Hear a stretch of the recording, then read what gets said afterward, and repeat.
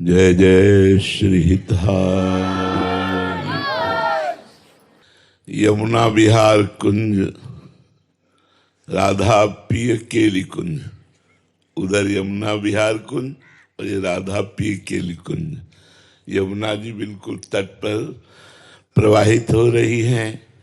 यहाँ आना, यहाँ बैठना ये बड़े सुकृत से होता है। सुकृत माने पुण्य।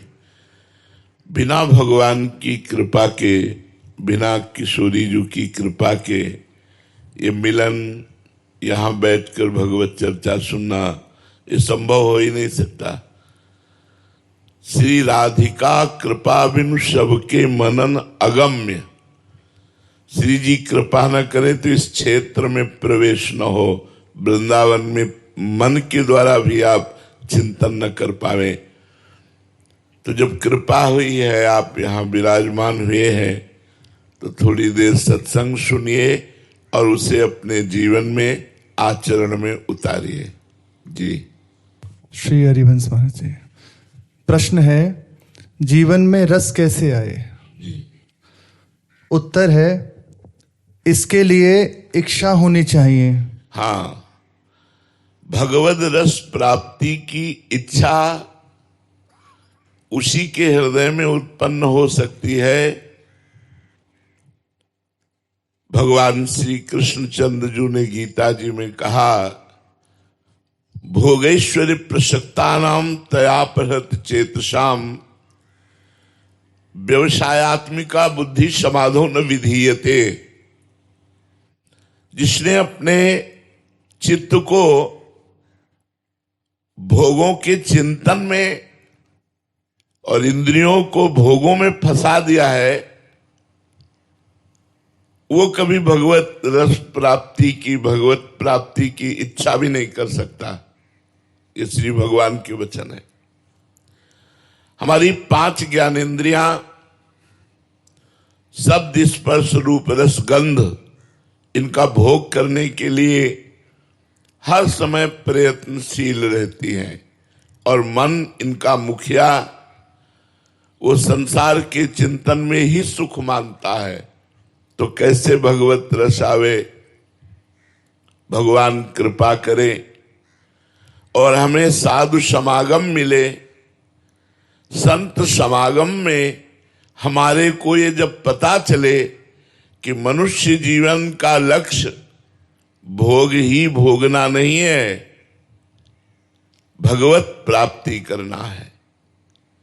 जब तक आप भगवान का नाम जप नहीं करेंगे, भगवान की लीला कथा नहीं सुनेंगे, भगवान का नाम कीर्तन नहीं करेंगे, घर में ठाकुर सेवा नहीं विराजमान करेंगे, तब तक अशुभ, अमंगल, दुख, चिंता, शोक, भय ये आपको पीड़ित करती रहेगी। भगवद रस की आकांक्षा हो जाना ये तो बहुत बड़ी बात है।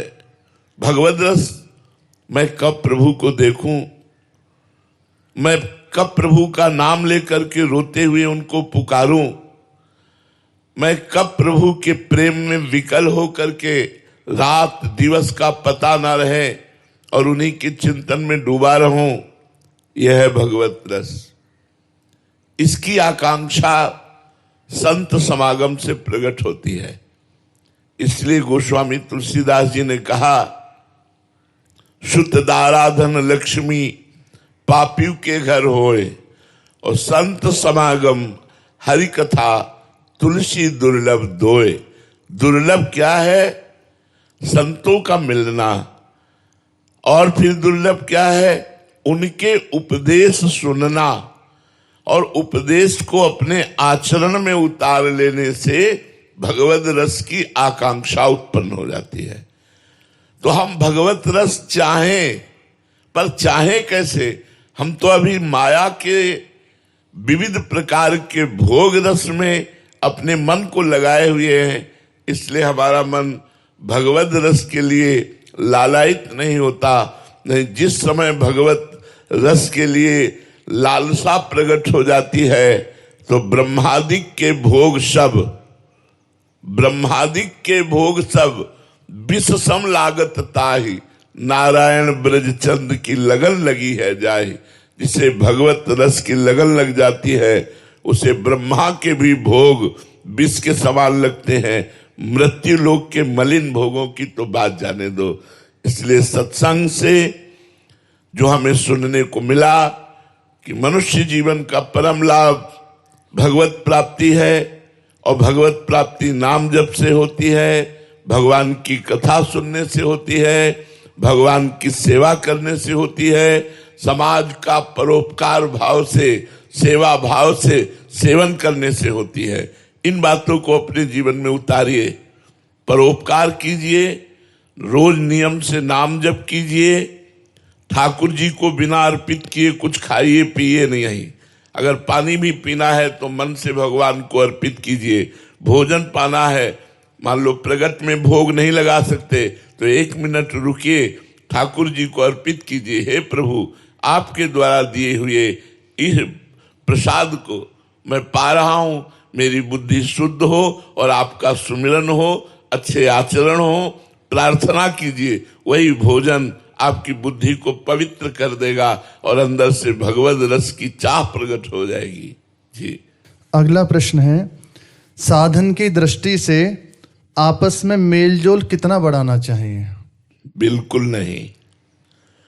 साधना में जब हम भगवत मार्ग में चलते हैं तो हमारा जहां इष्ट मिले, मन मिले, वही मेलजोल उतना ही बढ़ाना चाहिए जितना भजन तक रहे। व्यवहार में ना उतरने पावे, संसारिकता ना आने पावे, संसारिक संबंध ना होने पावे, हमारा भाव गलत ना होने पावे, क्योंकि संग का रंग चढ़ता है। इसलिए साधक को चाहिए कि इष्ट मिले और मन मिले, मिले भजन रस रीति। जब हमारी भजन की रीति और हमारा इष्ट मिलता हो, ऐसे संतों से, साधकों से, लोगों से हम मिलें, भगवत चर्चा करें, भगवत भाव में रहें। जहां मिलने से भगवान का विस्मरण होता हो वो माया है, चाहे कोई भी हो। ज्यादा संग करने से जिसका हम संग करते हैं उसका रंग चढ़ जाता है। इसलिए जित संग दोषा अध्यात्म नित्या, अध्यात्म में स्थित जो पुरुष है उस पर किसी का रंग नहीं चढ़ता। लेकिन नए साधक को चाहिए वो ऐसा संग करे जिससे भगवान की स्मृति बढ़े, भगवान के भजन बढ़े, हमारे अंदर अच्छे आचरण आवे। अगर बुरे आचरण आने लगे संग से, वो कुसंग हो गया, तो ज्यादा संग नहीं करना चाहिए। संग करे तो भगवान के प्रेमी जनों से संग करे, चाहे वो गृहस्थ हो चाहे विरक्त हो। ऐसे लोगों का संग न करे जो हरि विमुख हो, जो गंदे आचरण वाले हों। अगला प्रश्न है महाराज जी, भगवान में विश्वास होना जगत के प्रपंच में रहते हुए कठिन लगता है। गृहस्थ में एक से एक बढ़कर बाधा सामने आती रहती है। निराकरण का कोई सरल उपाय है क्या? बाधा तो आती है, पर बाधा को हरने वाला अपने आप बाधा को हरेगा। बाधाओं का चिंतन ना करे, अपनी साधना में लगे रहने के बारे में चिंता करे। साधक